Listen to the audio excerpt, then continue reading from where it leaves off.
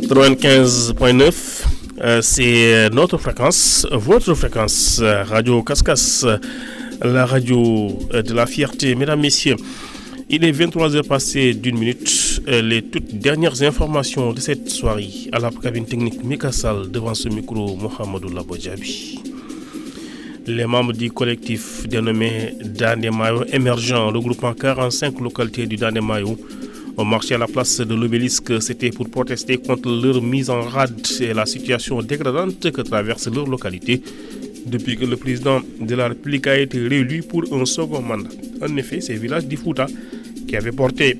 à 98% de leur suffrage au candidat de Benno Bokk Yakaar lors de la présidentielle du 24 février 2019, manque de tout. Les populations n'ont pas d'eau ni d'électricité, encore moins de routes bitumées en dépit des promesses fermes qui leur avaient été faites par le président Sall. Ces frustrés de la seconde alternance ont brandi la carte du vote sanction contre Macky et l'APR lors des prochaines joutes électorales.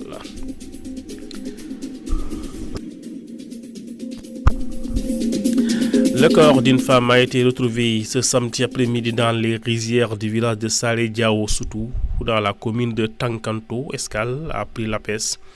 La victime, âgée de la quarantaine et fille du chef du village de Salé Diao Soutou, serait disparue depuis jeudi dernier. La gendarmerie a ouvert une enquête. Rangou est activement recherché suite à la plainte déposée par l'ONG Jamra, informe le journal Tribune. Repris par la presse, FB alias Rangou est dans la ligne de mire des Limiers et va être arrêté d'un moment à l'autre. Organisatrice d'une soirée privée à 200 000 francs le billet d'entrée, elle a publié une séquence sur les réseaux sociaux poussant l'ONG Jamra à porter plainte pour outrage aux bonnes mœurs. C'est la mise en mouvement de cette requête qui va aboutir à l'arrestation de cette victime de la société issue d'une famille pauvre, écrit Tribune dans sa livraison de ce samedi. Au village artisanal de Soumbédioune, les membres du regroupement des vrais artisans de l'automobile du Sénégal, REVA, ont vivement remercié les fonds qu'il leur est alloués pour la revalorisation de leur secteur. Ils bénéficient de l'État d'un financement de 30 milliards pour la formation de 32 000 apprentis artisans. Ce fonds, pour financer un programme artisanal qui va consister à appuyer et à équiper 8000 ateliers artisanaux sur l'ensemble du territoire, est une belle initiative qu'il salue. Et les propos sont du président Maguette Mboua. Sadio Mané, on parle encore, on continue de parler de lui. Le nouveau ballon d'or africain présentera son trophée à Macky Sall en Angleterre. Ce sera en marge du séjour du président qui participe à partir de ce 19 janvier au sommet Grande-Bretagne-Afrique qui se tiendra à Londres. Tout a déjà été calé par le service du protocole de la présidence. Rappelons que le président de la République Macky Sall a quitté Dakar le 17 janvier 2020 pour prendre part le 18 janvier à Lomé au sommet sur la lutte contre les faux médicaments. Il se rendra ensuite le 19 janvier à Londres pour participer le 20 au sommet Grande-Bretagne-Afrique sur l'investissement qui regroupera, outre les représentants étatiques, plusieurs acteurs du secteur privé. Le 21 janvier, le président Sall prendra part au forum économique de Davos. Le retour du chef de l'État est prévu le 22 janvier 2020, note un communiqué de la présidence. Quittons l'étendue du territoire national pour aller donc voir ce qui se passe hors de nos frontières. Nous commençons par la Mauritanie, où le président de la République, son Excellence Mohamed Ould Cheikh El Ghazouani, s'est entretenu ce vendredi à Paris avec le président français Emmanuel Macron. Les entretiens ont porté sur les relations de coopération unissant les deux pays et les voies et moyens de les renforcer davantage. La rencontre a donné lieu également à un échange de vues sur des questions d'intérêt commun, notamment les problèmes de la sécurité au Sahel. À Bissau, la Cour suprême demande une vérification des résultats de la présidentielle de fin décembre. La Commission nationale des élections avait annoncé ce vendredi les résultats présentés comme définitifs. Selon la Commission, Omar Sissou Embalo a remporté le scrutin, ce que conteste Domingos Simones Pereira, Le candidat du PAIGC, le parti historique, mais dans son arrêté du 17 janvier, la Cour suprême a statué qu'une vérification au niveau national s'imposait. Le président ivoirien Alassane Dramane Ouattara a quitté Abidjan ce samedi pour Londres en vue de prendre part au sommet Royaume-Uni-Afrique sur l'investissement, annonce la présidence ivoirienne. Organisé par le premier ministre du Royaume-Uni, Boris Johnson, ce sommet réunira des chefs d'État et de gouvernements africains, des entreprises et des institutions internationales pour présenter les opportunités d'investissement en Afrique. Et enfin, à la veille de la conférence de Berlin sur la Libye, la tension monte autour de la question sensible du pétrole. La Nation Oil Corporation, compagnie nationale pétrolière libyenne, condamne les appels au blocage des ports pétroliers. Elle est censée redistribuer l'argent du pétrole à l'ouest comme à l'est du pays. Mesdames, Messieurs, c'est tout pour ces informations. Demain, Inch'Allah Rabbi, aux mêmes heures, vous aurez d'autres informations concernant donc le pays et hors du pays. Le Pulaar, c'est dans quelques fractions de secondes.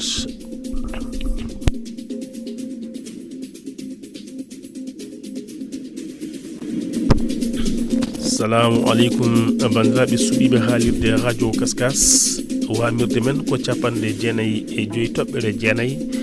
tigi gonen ko ɗo e leegal tantaji e goɗɗani maayo mo Sénégal toon to masiŋaji ko min ka salu fedirde ko Mouhamadou Labbo Diaby kabaruji mon e tongol e ɗemgal Pulaar no mbirɗen ni e ɗemgal Farayse hono fedde wiyetede Dande Maayo tawridi ni ko guure capannayyi e joyi kañumɓe ɓe mbaɗi seppo tan to Dakar ha ton to place de l'Obélisque kamɓe ɗe ɓe mbi wonde ɓe beltaki e laamu mo ganduɗa cuɓaɗo caggal nde woteji mbaɗa e laamu Macky Sall holli kolliri wonde e nde woteji mbaɗa ɗe hen temedere fof ɓe temedere daaɗe fof kamɓe mbaɗi capanɗe jeenayyi e jeetati e daaɗi kamɓe lammini hono Benno Bokk Yakar kono hande ene wayno on ɗon fedde nde ganduɗa kañum tigui woni e lefol laamu ene wayno ko rumtiɓe noon kamɓe ɓe ceppi gam hollude mette mabɓe saabu ɓe ngala ndiyam ɓe ngala ndoyam kono kadi laaɓi mabɓe pewani ko ɗum tagui ko gueɗe ganduɗa ko Macky Sall wino wonde so tawi o rokkama deuxiéme mandat mo waɗana ɓeɗen gueɗe hono kamɓe ɗe ɓe kolli wonde sa renaki o suɓɓugoji aruɗi ɗi ɓe jogori ko wasde wotande Macky Sall kañum e landa mum APR. oɗo debbo hono debbo tawa mbo yarine e duuɓi capannayyi tigui warama ene wayno tawa ko toon to guesse maaroji to wuuro biyeteɗo Sare Diaw surtout e hono commune mo Tankanto Escale kolliri wonde onon debbo noon ko ɓi hono joom wuuro hono Sare Diaw surtout e hollirama noon gila alkamisa o yalti o majjiri tigi o yitama taw kadi tigi o wondani fittande makko hono sandarmeɓe gudditi lasko gam andude holno ɗum yaari. O debbo biyeteɗo Rangu ene wayno oɗo saaha o mon yiile no feewi e nder leydi Sénégal caggal ande plainte fawa e dow makko taw kadi ko fedde wiyeteno ONG Jamra kañumen mbaɗi on ɗon plainte oɗo debbo biyeteɗo FB ɓuɗɗo lollirde inde Rangu kanko de oɗo saaha ko kanko tan ɓe ganduɗa kañum sandarmeɓe kanko ɓe jilto ɓe kolliri wonde ɓoyata ɓe jaggamo ko caggal ande o waɗi hono hirde nde ganduɗa ko hirde jajaɓe taw kadi sarnar hen joɓata ko 50 ujunere e nder ɗum en ɗon hirde noon kolliri wonde yaadani e aadaji e pine leydi ndi noon tigui ko ɗum tagui ONG Jamra hono waɗimo porte plainte oɗo saaha noon ɓe goni koye yiilanimo ɓoyata o jaggue kanko debbo biyeteɗo Rangu taw kadi e hollama wonde kanko o jibina koye ɓesgu mo ganduɗa taw keɓe ɗe e jarani noon. Toon to Soumbédioune enen gandi ko wuuro mo ganduɗa ko aada e cosaan jigui woni toon ɓe kamɓe e fedde e hono wiyetede regroupement des vrais artisans de l'automobile du Sénégal ɓe kolli wonde ɓe beltima no feewi e caggal hande laamu ngu yaltini boñken tolno e 30 milliards ngam hono wallude ɓe ganduɗa kañum woni gollotoɓe woni apprenti artisan ngam ɓe daña heblo kentolno e ujunnaji jeegom capanti kentolno e capantati e ɗiɗo ujunere ɓe ganduɗa ko apprenti ji artisan ina keble hollirama noon so tawi ƴewama ma leydi ene jeeya hen hono ɓe ganduɗa kañum woni artisan ji wonɓe tam nder leydi Sénégal kala foof kene tolno e ujunnaji jeetati atelier ji ma balle tigui noɓe dañiri heblo moƴƴo to batte on ɗon golle ɓe ganduɗa ko pital ngol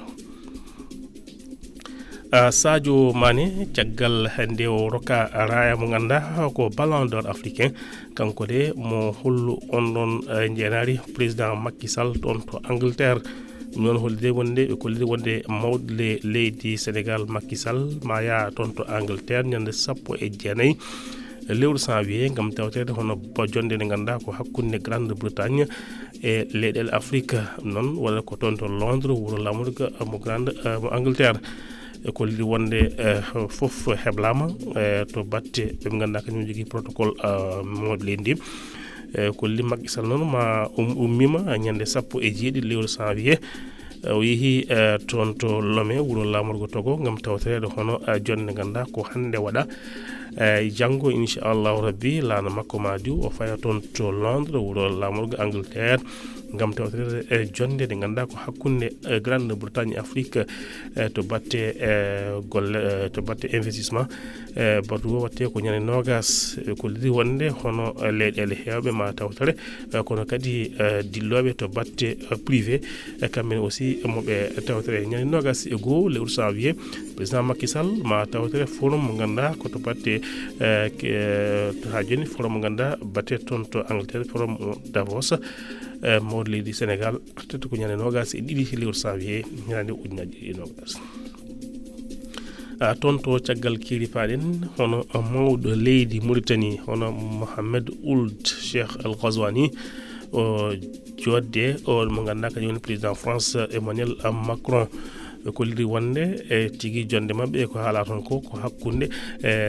leyɗele ɗiɗi ɓe tigui noɓe mbaddata hono